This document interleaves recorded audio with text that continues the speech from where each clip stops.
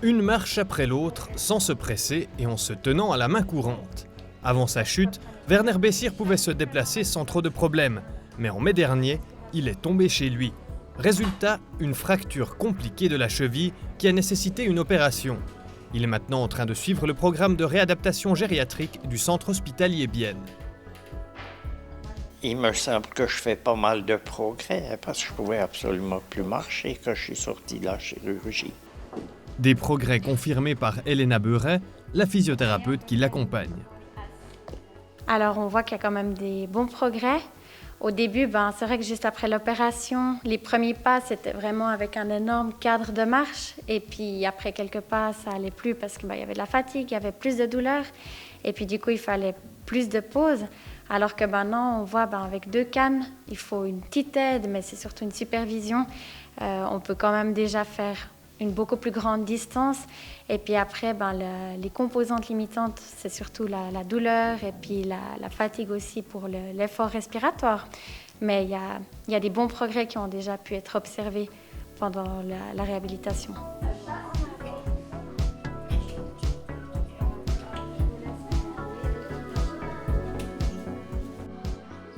Le service de gériatrie est dirigé par Nadège Barrault, à gauche sur l'image, et Sophie Kondrao. Depuis le début de l'année, le service a été étoffé. Le nombre de lits gériatriques a doublé. Parallèlement à la réadaptation gériatrique, le CHB propose aussi un service de gériatrie aiguë. En gériatrie aiguë, il y a des patients qui doivent venir à l'hôpital pour n'importe quelle raison. Ça peut être une pneumonie ou une fracture du col de fémur qui doit être soignée à l'hôpital. Et en gériatrie aiguë, ce qu'on fait, c'est qu'on prend en compte certainement le problème aigu, mais on s'occupe aussi d'autres problèmes gériatriques, comme les problèmes à la marche, la malnutrition. Et on peut vraiment prendre en compte l'ensemble du patient et de ses problèmes. Et ça aide au patient de garder son autonomie et de retourner à la maison le plus vite possible. La réadaptation gériatrique n'est pas appliquée uniquement lorsque quelqu'un se blesse, comme M. Bessir. Elle est aussi utile après une opération planifiée, comme par exemple après la pose ou le remplacement d'une prothèse de hanche. Marlène Auberson est passée par là il y a 2 semaines. 5 jours après son opération, elle commençait les thérapies de réadaptation. Comment vous vous sentez? Mais je me sens bien. Je me sens bien, toujours un peu mieux. Quelles sont vos attentes? Retourner à la maison et marcher comme avant. Surtout ça. Pas faire des grandes choses encore maintenant, mais au moins marcher. Sans douleur. C'est important. Et je suis là justement pour apprendre tout ça. Alors, Madame Auberson, c'est effectivement une patiente qui était parfaitement autonome avant d'être hospitalisée, qui n'avait aucune aide au domicile. Et vraiment, le challenge, c'est d'arriver à la rendre de la même façon complètement autonome à la sortie. Donc, si possible, sans besoin d'une infirmière pour l'aider dans les soins corporels, sans le besoin de quelqu'un pour lui faire à manger, etc. Aujourd'hui, elle participe à une discussion pour évaluer ses progrès et ses besoins. En plus de la doctoresse Barrault, il y a toutes les personnes qui suivent Marlène Auberson, infirmières, physiothérapeutes ou encore ergothérapeutes. La réadaptation gériatrique repose sur l'interdisciplinarité. À côté du travail des médecins, c'est toute l'expertise des soignants qui sont 24 heures sur 24 au lit du malade, des thérapeutes, physiothérapeutes, ergothérapeutes, diététiciennes, aussi parfois les logopédistes sont impliqués ou encore le service social. Effectivement, on fait vraiment partie d'une team et on travaille vraiment en étroite collaboration tous ensemble. Et d'ailleurs, chaque semaine, on se réunit pour discuter de tous les patients, faire le point où ils en sont sur leur progrès pendant cette réhabilitation et puis sur les objectifs pour la sortie. Lors de la discussion de groupe, il y a également un membre de la famille qui est présent. Dans ce cas, c'est la fille de Marlène Auberson qui est là. Elle va beaucoup mieux. Avant l'opération, elle ne pouvait presque plus se déplacer. Quand je vois comme elle marche maintenant, c'est super. Il y a une très grande différence. La famille, elle est très importante pour nous. C'est vraiment un relais essentiel. Dès le départ, on a besoin de savoir comment était la personne et souvent c'est l'entourage qui nous dit. Et puis pour la sortie, on a besoin d'eux pour accompagner nos patients et que la sortie se passe dans les meilleures conditions possibles. J'arrive à faire les escaliers. Enfin, tout se passe bien pour le moment. J'aimerais que ça continue jusqu'à ce que je rentre à la maison. Voilà. La patiente donne son impression sur les progrès effectués, puis les médecins, le personnel soignant et les thérapeutes donnent la leur.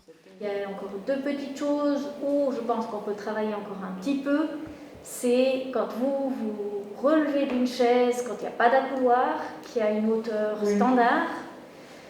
Ça, c'est encore quelque chose qui pose un tout petit peu problème.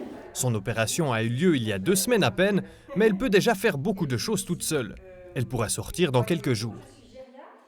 Elle marche déjà 400 mètres avec ses 2 cannes, elle monte 30 marches, ce qui était essentiel pour qu'elle puisse rentrer à la maison, monter les marches. Donc je dirais que presque les objectifs sont déjà atteints. Mais on peut encore travailler l'endurance, on peut encore travailler l'autonomie parfaite dans son quotidien et aussi optimiser sa prise en charge antalgique. C'est pour ça qu'elle est encore chez nous. Les besoins sont très différents d'un patient à l'autre. Werner Bessir a encore mal au pied à cause de la fracture de la cheville dont il a été victime. Après avoir fait l'exercice des marches, il doit évaluer sa difficulté. Cette information fait partie des données récoltées qui aident à évaluer les progrès effectués par les patients. Chaque patient a un programme conçu en fonction de ses besoins. Bien sûr, en fonction de la maladie, du problème qui les a menés à l'hôpital et du déficit qu'ils ont, déficit en termes de mobilité, en termes de fonctionnalité, comment ils se débrouillent dans leur quotidien, dans la salle de bain, comment ils se débrouillent pour faire, par exemple, à manger. Donc tout ça fait partie de l'évaluation de base. On regarde comment ils se débrouillaient à la maison, le contexte social, et s'il y avait déjà des aides en place. Et à partir de là, on réfléchit à un objectif raisonné, réaliste, avec toujours l'idée de les raccompagner de la manière la plus sécuritaire possible à la maison. Le fait d'avoir un service de réadaptation gériatrique au sein même de l'hôpital est un avantage considérable.